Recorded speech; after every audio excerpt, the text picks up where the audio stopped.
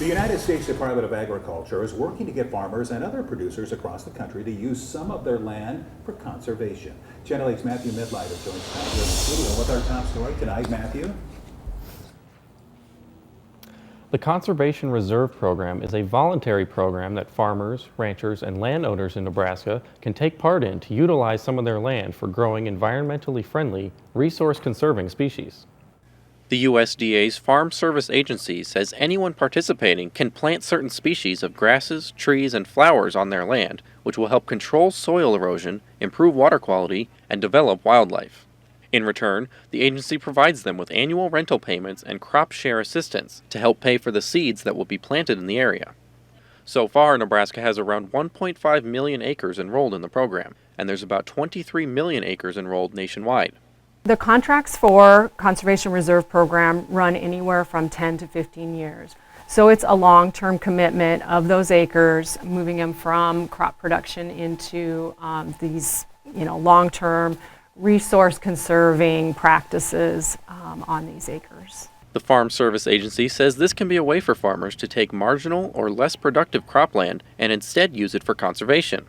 I spoke with biologist Jenny Prenisil from Pheasants Forever, who are working with farmers and producers in the state to help them take advantage of these types of programs for both the financial and environmental benefits. It puts just big chunks of habitat on the ground for pheasants, quail, and other wildlife. And there's also a bunch of other secondary benefits such as water quality, groundwater, we're working with wetlands situations, carbon sequestration. She says grassland birds have been declining over the past several decades, and having more grasslands in Nebraska would help with nesting and raising their young. They're one of the greatest groups of wildlife species, kind of in peril at this point in time, and so restoring and putting grassland habitat out on the landscape is crucial. Something like a covey of quail only need about 5 acres, which really isn't that much.